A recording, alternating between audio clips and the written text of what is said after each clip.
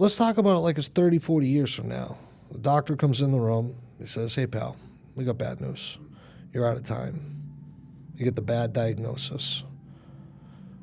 You got 90 days to live. Think through that 90 days. Right. Live that in your mind. What do you feel? When you look back at the decades that have gone by, what are you happy you did? That's going to tell you, you're going to learn a lot about yourself if you actually do that exercise, right? Yep. What do you regret, right? For me, this is just my truth, my level of self-awareness. Like, I'm on a mission to squeeze every last drop of life out of this motherfucker. I want it all. Yeah. And I'm not talking money. not That's stuff. part of it. Yeah, yeah. It's experiences. Yeah. It's, you brought up some of the stuff I've been doing lately. Like, I'm after all of it. Yeah. You know what I mean? I'm living this life. And I'm living this life in a manner in which that if I stepped out of here and got hit by a bus today, in those last couple seconds, I'd be bummed that I'm out of time for a lot of reasons. But fuck, I made the best of it. Wow, guys, this was really cool. We had Eric Spofford on our very first episode of the podcast a couple years back, and here we had him on again today.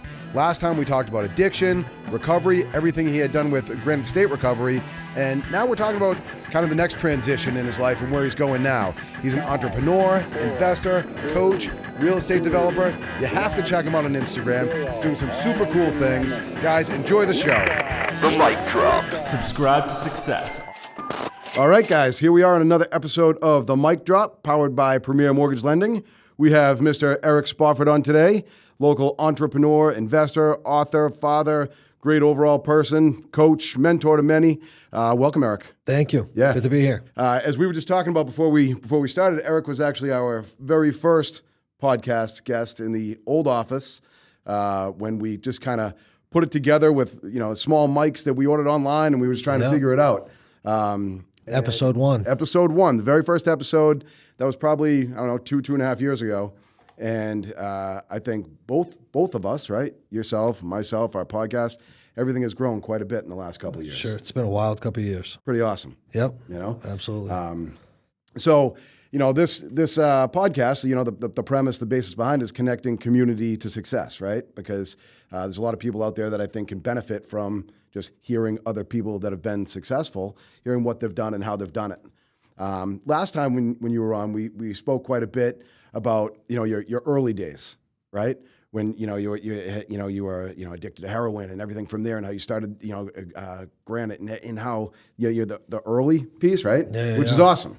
But I want to talk about where you're at now. You know what I mean? No doubt. Yeah, we've heard that. We've seen it. Great, awesome. Yeah. But I'm pretty inspired by what you got happening today. Yeah, no doubt. So what's Eric doing now?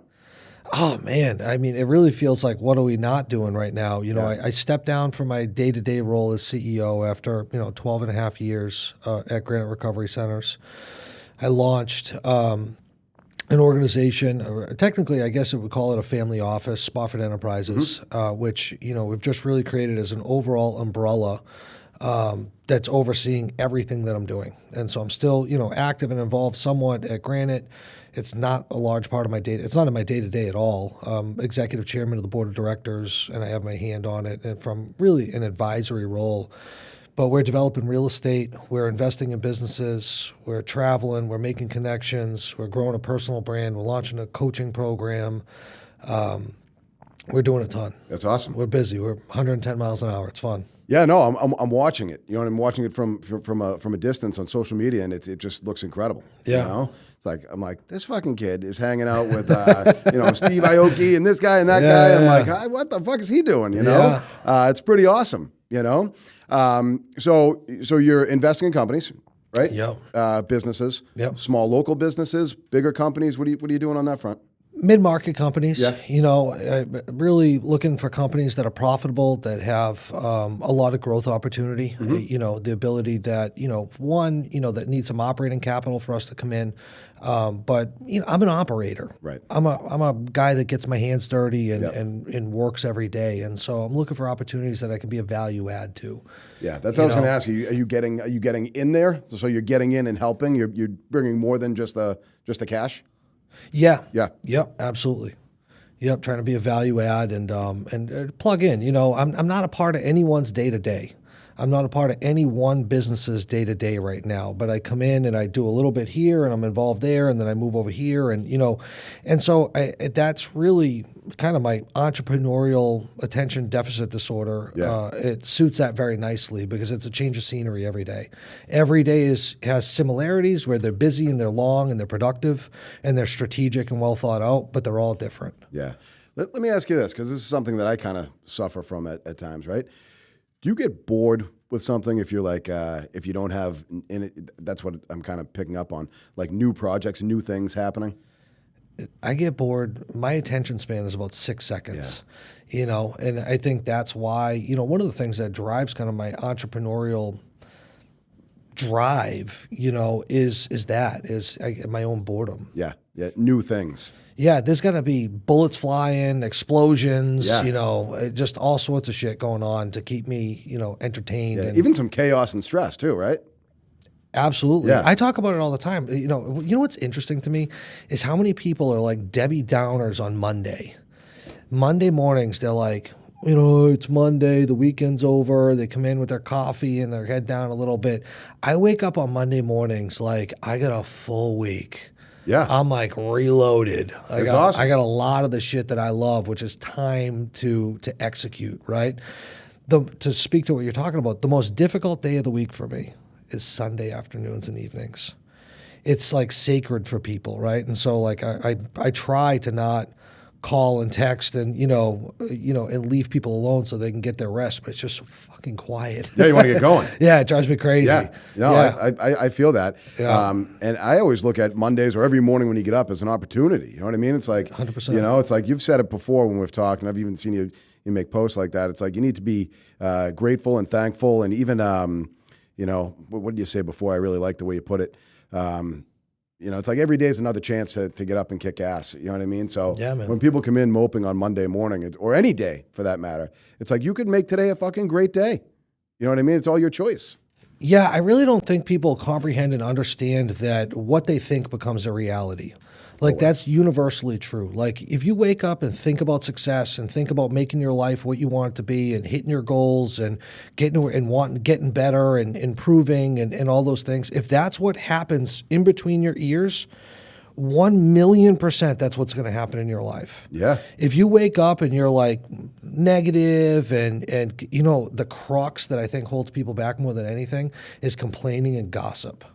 And so you wake up and you're complaining and then you're gossiping and then you go back and they titrate between the both. They're complaining about this and then they're gossiping about that guy. They're complaining about this and then gossiping about that person. And it's like that's going to become your life. That's just because they don't want to make themselves better. You know what I mean? That's what happens. It's like it's easier to bitch about somebody else or complain about somebody else because then you don't have to look at yourself. Yeah. You know what I mean? If anything, I complain about myself to myself. Yeah. I'm like, get up, get fucking going. Go to the gym, get up earlier, stay later, put in a little bit more work. The ability to hold yourself accountable and stand in front of your own truth, right? And look at your truth of who and what you are based on, an effective calibration of data points. Mm-hmm. Right? So many people are uncalibrated to who and what they are. Like they have these either images of themselves that are worse than they actually are or better or sometimes both. And it's like to stand in front of yourself and like look at like the last 7 days, 30 days, 6 months, 12, 24, 36 and what actually happened and those data points to judge where you're doing well, where you're killing it, where you can improve. That's tough. People, it's being honest with yourself. It's being honest with yourself. And a lot of people are just too soft and they can't, stand how uncomfortable that is and how difficult it is. Most people are too fucking soft. You said it, but, and so, what they don't see in that is that they think, or they're naturally gravitating towards the things that I think that make them comfortable or pacify them. And in that, they don't see that the easier, softer way to a better life is the narrow path, mm-hmm. not the broad one. Yeah. Right? And they're the manifester and they create their own suffering in that. And it's so... a very wise statement, Eric. It really is. It's pretty accurate. It's pretty spot on. Yeah. People just don't want to be honest with themselves, though. Yeah. Well, it's like an analogy, right? You look at people that... I've struggled on and off with food, right? Mm-hmm. It's like this one of the, I've worked this last year, a lot of my journey has been about fitness and You look getting in dynamite. shape. I said that before. Lost 50 pounds. You lost 50 I pounds? was 255. And I picked it up. Yeah, I woke, you look good. Shut up. And I woke, this morning I weighed in 205, and that's what I've been hovering at. But, when you think about that, people eat comfort food, right? That's what I would do. That's what, a lot of Americans do. American is a country that struggles with obesity and struggles with their relationship with food. And they eat for comfort, and they eat the Cheez-Its and the cake and the crackers and the ice cream and the steak and and all this crap. And it's for the immediate gratification, but then they're fucking miserable. Oh, yeah. They're fat, they're overweight, they don't like the body they're in. You even they feel don't like want to shit take right after. Never mind the long-term effects. It's right like after. 10 minutes. Yeah. And you're like, oh, this is good. And then you're like, why did I do this? No, I like 100%. Pull through the drive-through, and then 10 minutes later, I'm like, I fucking regret doing that. But it's that same struggle, and it's like, it's intellectually, we can have this conversation all day long, but it's a struggle that me, you, and so many other people have had. Yeah. And when you put in discipline, right? I think that's an enormous thing to success in anything is discipline. And you start to eat for results, and then your body starts to transform. It like just everything changes. The gratification doesn't come from that right here, right now. It's the same, that principle and that analogy spreads through to how you operate in all areas of your life. It's true. And what I think seems to happen is that takes some time, right? So like the first day you start eating healthy and disciplined with your eating, you don't see results that day, week, even month. You know what I mean? It takes a little bit of time. And delayed gratification. Right. That's the same with hard work, say in business or life or whatever it is. You don't get that result immediately. It's consistent hard work. Like Anna, you just did it, right? You just dropped 50 pounds yourself, right? Just by getting up every day, super disciplined. Like everybody here orders, lunch out every day, and she's got her chicken and rice and on 100%. the ball, and it's worth it, I've done it before, right? I've done it a bunch of times. I've been 180, now I'm 215. I've been there, you know what I mean? And you kind of swing with it, but you just got to stay committed, and then the results come, and then you feel better. That's one thing that I think sometimes people, don't really think about is that when you are disciplined and you put in that hard work, you feel fucking great. That's what I'm talking about. That's the analogy. Yeah. You feel great. You feel great. And it's the same thing, in business and life, and that just spreads so much other.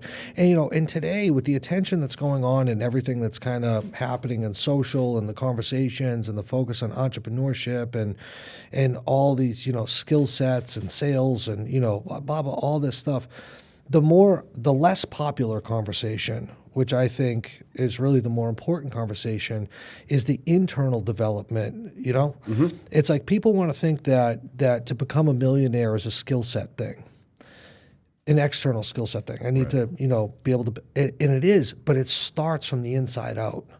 If you don't have the internal assets to be the guy that's going to become a millionaire, and then once you get there, to be the guy that's going to create a net worth of $10 million, and then $150 million, and then $100 million, it's always your external reality and circumstances, in my belief, is always a reflection of your internal condition and what's going on inside, right? Yeah, it always starts there. It always starts there. But yet people's focus always starts out here.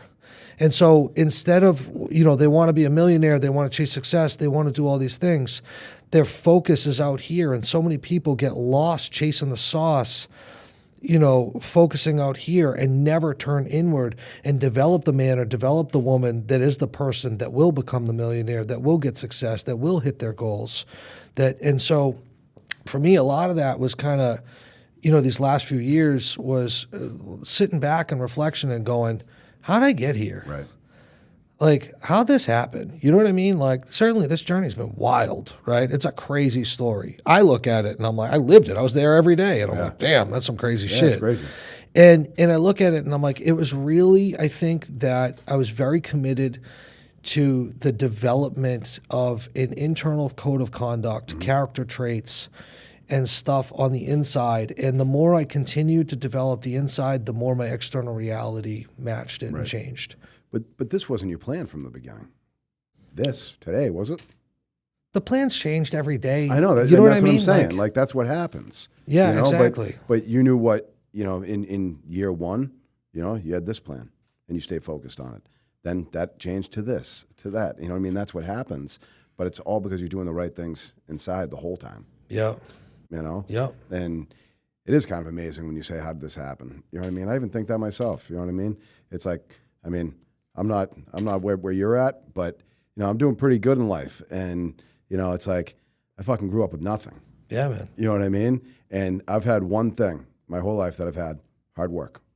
I always work hard. I always take pride in any job that I do. It's like, I remember even if I was raking leaves when I was a kid, I'd make sure every fucking leaf was out of that yard. You know what I mean? If I was shoveling snow, the stairs were spotless. It's like anything I did, I put everything into. And, I tell these guys here and other guys that I talk to, or, men, women, anyway, it's like, if you just put in the hard work and you have pride in the job that you're doing, everything else will fall into place.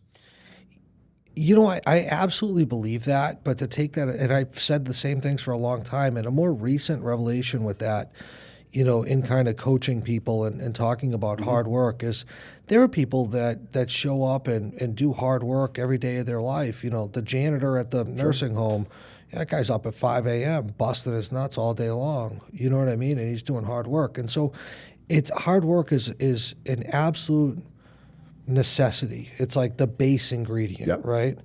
And if you have hard work, like, you're going to live a good life. You're going to have a job. You'll get a paycheck. You'll be a respected man in your community. Everyone respects a hardworking man or woman. You can't take that away from them. But if you want entrepreneurship, if you want to build a business, if you want to hit enormous goals, I think some of the reasons that the people that are successful like that, like you have been, is it takes balls. Yeah. It's hard work plus courage and balls. Yep. You have to be able to take on the risk. If you don't know what it's like to stay up at night with your stomach in a knot, nauseous because of what's going on, right? Yeah. And those are the things, like the guy, busting his chops for 50, 60 hours a week, pushing a broom or a shovel or, driving a truck or whatever it is, they don't have to deal with those things. Nope. And so hard work, absolutely, but you got to be able to take risk and you got to be able to mitigate stress. Yeah, you have to be able to take that risk, but along with mitigating the stress is being able to handle your stomach being in knots and not being a pussy about it and then falling apart. You need to say... I always, Lori's with us, I always hold my hand out and I go, steady hand. Yeah. We're not shaking over here. I'm okay. Yeah, I'm good. I'm okay. It'll be fine. I know I can figure it out. Yeah. Whatever it is. And you need to be able to handle a situation, right? And I think so many people don't look for the solution. If there's a challenge or a bump along the way, they're just freaking out about how they got there, And I heard a good analogy. I was at a conference a couple weeks ago in Detroit, and this guy, Mateen Cleaves, he was on the Michigan State National Championship team in 2000. He was talking to us, and he goes, so many people aren't solution-oriented, right? They just worry about the problem. He goes, what do you do? And I thought this was a great analogy. What do you do if you're driving down the road, right? Driving down the road, and you hit a patch of ice, your car goes off the road and ends up in a lake. What do you do? What's the first thing you do? I don't try to get out. Yeah. Yeah. You're not thinking about how the fuck you spun off the road or complaining about the ice or that the sand guy didn't sand that patch of ice. You know what I mean? No, you're getting out. Yeah. And that's what you need to do. And when you take those risks and you do a leap of faith, right? You're going to have some problems along the way. And I think a lot of people think that you don't. Yeah. You always do. I was talking to a guy that I'm working with the other day, or maybe it was a couple of weeks ago now. And, and I told him, I said, listen, man, you got to understand that this is a combat sport. And there's no way to participate in a combat sport without getting punched in the face every once in a while. So get used to it. Yeah. Just get used to getting hit in the face. I don't know what to tell you. Go back to your job. Go back to your 9 to 5 if you don't like it. Yeah. That's what it is. Yeah. The game's not going to change for you. And anything worth having is going to be difficult. Yeah. You know what I mean? You're going to get punched in the face. Yeah. And that's part of it. I like getting punched in the face, though. You know what I mean? It's because you're fun. a sick fuck. Yeah, I know. But I enjoy it. You know what I mean? It's exciting. Otherwise, and I know that there is a job and a role for everyone, right? But, school teacher, police officer, 9 to 5, like those jobs, and they're for everyone. And thank you, people that do them. For me, I would be out of my fucking mind. But I think that's related directly to self-knowledge, right? Yeah. Self-awareness. Yeah. And so that's my biggest advice to anyone is before you do anything, you have to figure out who and what you are. Like, don't look at me and look at my lifestyle and look at the car that I pulled in, my pictures on Instagram and be like, oh, I want to be like that guy. Because you don't know what I had to go through to get here, pal. No. My journey to get here would kill most fucking people. Yeah. That's a fact. Right. And so, some people, they value being out of work at 5. They value being able to go meet up with their friends and grab a margarita or a couple drinks Right. and, not think about work at 5:01 until they get back there at 9 a.m. the next morning and they have their 401k and their pension and their, a few weeks of vacation a year and it's stress-free. Some people are like, that is what happiness looks like to me. Right. That's the life I want. In fact, there's more people like that than I think there are like us. Absolutely. And so, again, I think it's about calibration, right? Like, if you're that person, just be that person. Right. If you're, an entrepreneur and you have that going on, then you need to take the risks because you're going to feel like a caged animal doing anything else. Totally. And balanced with regret, right? I always tell people this. I said, listen, you have to spend a lot of time figuring out who and what you are.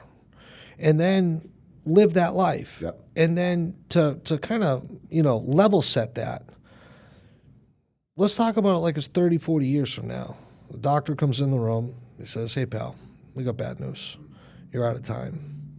You get the bad diagnosis. You got 90 days to live. Think through that 90 days. Right. Live that in your mind. What do you feel? When you look back at the decades that have gone by, what are you happy you did? That's going to tell you, you're going to learn a lot about yourself if you actually do that exercise, right? Yep. What do you regret, right? For me, this is just my truth, my level of self-awareness. Like, I'm on a mission to squeeze every last drop of life out of this motherfucker.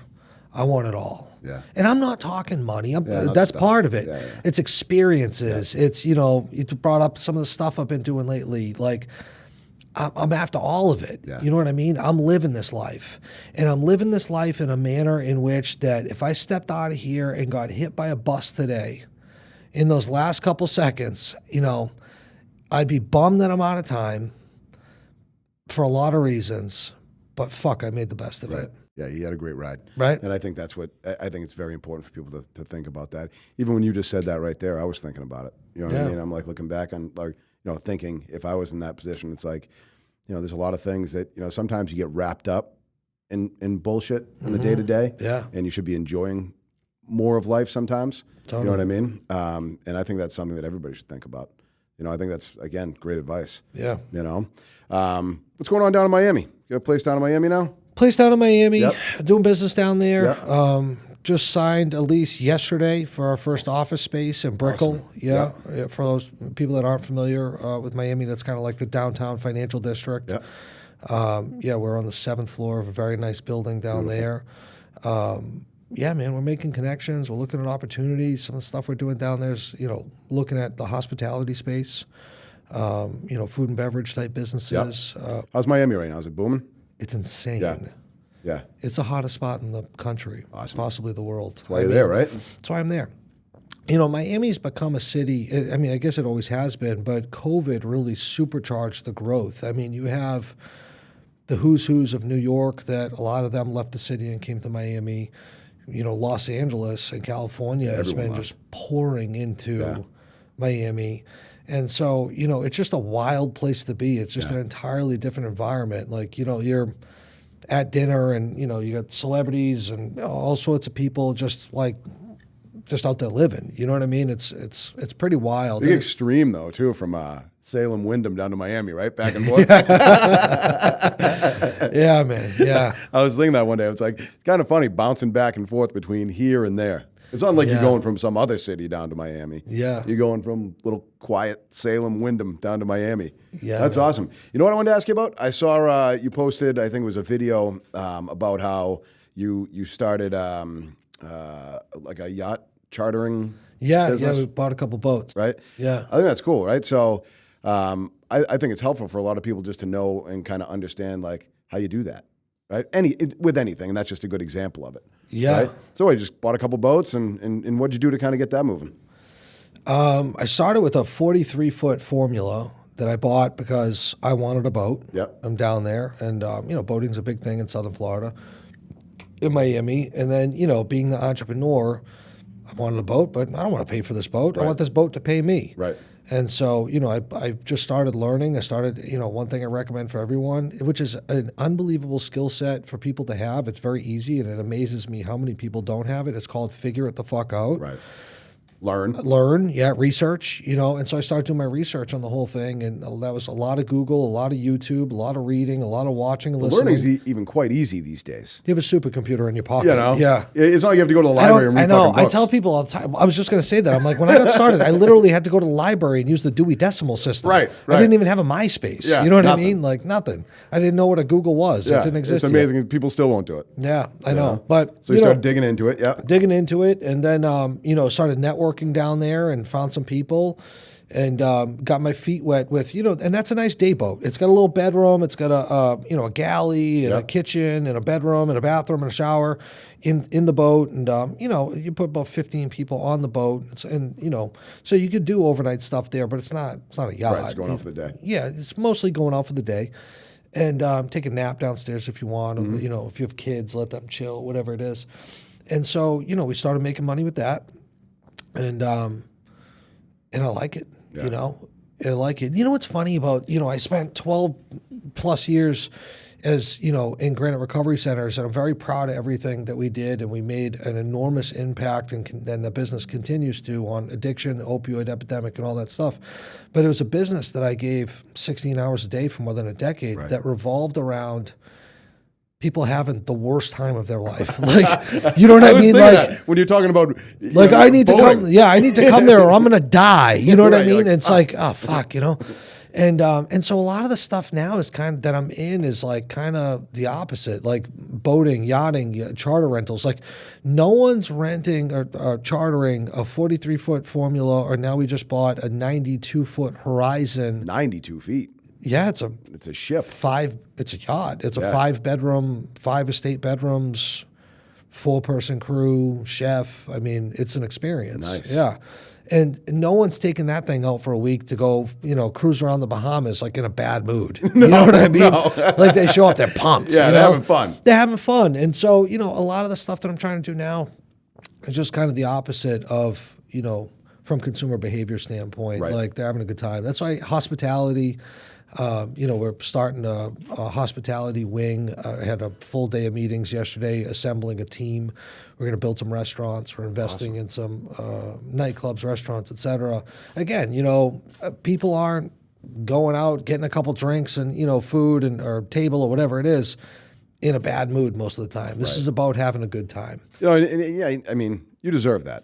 Like everything you've done with Granite Recovery is awesome, like you said, but I mean, you need some positivity too, and that's positive helping people. I mean, that's not what I'm saying, but like, no, you're not wrong. Yeah, It was positive I mean? helping people and seeing people reclaim their lives and all that. But it was a tough career in that business as a day-to-day operator. I mean, on a day-to-day basis, you have people dying, grieving parents, problems. I mean, it's meaningful work, and it needs to go on forever because the problem's not going away. But it certainly can take a toll on you. Yeah. And how's the you said the problem's not going away. Is it getting better? No. Actually, they just released this week's news was that fentanyl overdoses topped an all-time high and hit 100,000 this year.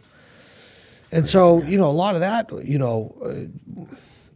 it's crazy, man. The problem just continues to get worse. Yeah. And so, and I know addiction is addiction, but you'd hope it's like people see their, losing their friends and family. It's like, I don't know, it's awful. It's just terrible. So sad when you see it. Yeah.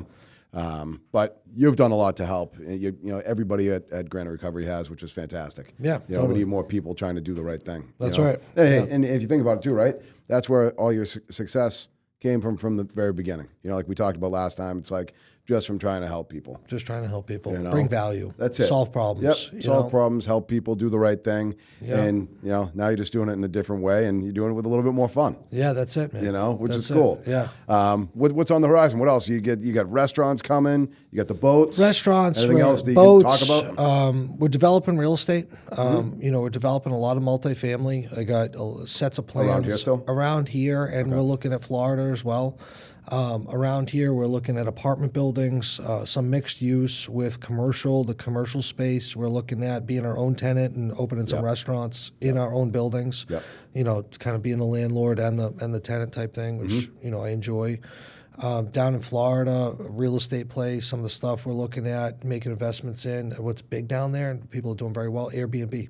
Yeah.